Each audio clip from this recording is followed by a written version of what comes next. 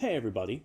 About 2 months ago now, I set out to make a video on the Hungarian language. I thought I knew enough about it that it wouldn't be too difficult for me to put together. Well, it turns out that the history of the Hungarian peoples and their language isn't cut and dry, which I guess means it's uncut and wet, or I don't like that. Moist and whole.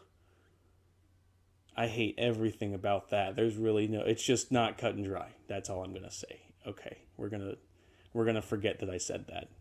Our story starts in Kazakhstan, about 5 or 600 BC, when a group of Uralic-speaking hunters were exposed to a group of nomads and became nomadic through that interaction. Now, we don't know if those nomads were Persian or Turkic, and we also don't exactly know where that interaction started. But what we do know is that there's a lot of Persian influence on very basic Hungarian vocabulary, and there's a lot of general Turkic influence on their vocabulary in all. So either one could be true. I feel like the Persian is more true. Next, what happened was that nomadic group moved west through Russia, and at that time, they were passing through a lot of Turkic-speaking peoples. And then eventually, they became agricultural.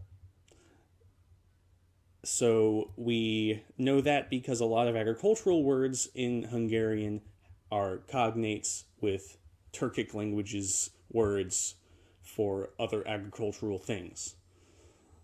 So let's take a moment and recognize that I just told you an entire story of hundreds of years of a group of people, and the only two pieces of evidence are the etymology of words in Hungarian and archaeological data from people who lived very simple lives and didn't leave a lot behind. Everything I just said is so up in the air, and there are people who completely dispute that entire thing, but that's the biggest consensus and what I think makes the most sense to me reading through the rest of their story. Now, all of that leads us to the 9th century, and it's important to note that up until this time, nothing was written in Hungarian. Everything that we know about them is from this time period is from external sources, mostly Greek, that say, I don't have a clue what these people are saying, essentially. And that makes sense with listening to Hungarian today, doesn't it? It isn't until the year 1000 when King Stephen I of Hungary Christianized the Hungarian nation, which by now was more in Central Europe and not in Russia, and they started using the Latin alphabet to write Hungarian.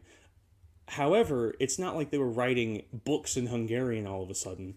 It was Latin texts with Hungarian names, and we know that they're Hungarian because of how Hungarian names are. So that's essentially the only Uralic words that the oldest Uralic words that we have are people's names. It's also important to note that before King Stephen Christianized the nation and Latinized the language, or I should say, applied the Latin alphabet to the language, there was an old Hungarian script. It was based on Turkic runes, and there's really not a lot of examples of it. It was mostly written on wood, which, if you haven't noticed, doesn't last very long. A lot of our examples are from things like tools, pieces of leather, pieces of metal, and it's not very extensive, and it's not really well known. Not a lot is known about it, I should say. It isn't until about 1300 that full Hungarian texts start popping up, and that's when Hungary as a nation, or as a kingdom, was starting to change politically. So from 1300 to 1800, I'm going to say, is the period when Hungarian had a lot of its European influence. A lot of Romance, Germanic, Slavic words started seeping into their vocabulary, and at the same time, they were kind of a vassal state to the Habsburgs in Austria. So, yes, there was a kingdom of Hungary, but for the most part, they were Austrian-owned peoples. and Turkic. Sorry, I should emphasize the Ottomans also fought with them and occupied them for a little bit during that time. If you know the history of the Balkans, you know the history of Hungary for the most part. So let's draw a little parallel here. If when Hungary as a nation is owned by another nation, their language is also being influenced by that nation's words, what happens when Hungary becomes independent? You're right. They start Hungarianizing, purifying their vocabulary. In 1867, the Kingdom of Austria-Hungary is established. Essentially, Austria lost some wars with Italy and lost a lot of power, and to try to get some of that back, they joined forces with Hungary and co-rule-ish with them. During this time, or kind of just before this time, but also during this time, there was a big language revitalization. They standardized the language, they got rid of a bunch of borrowed words, especially from things like Italian and French and Germanic, and they also started studying the origins of their language because it was clear it wasn't related to any of the languages around them. And there were some people that thought that it's a language that's related to Turkish. I spoke in my Uralic video already kind of about this. They're both very agglutinative, and through Hungary's history, from what I've said, every step there's a possibility that they were influenced by Turkic peoples. So if all you're looking at is the vocabulary, it's really easy to assume, oh, they must be from the same language.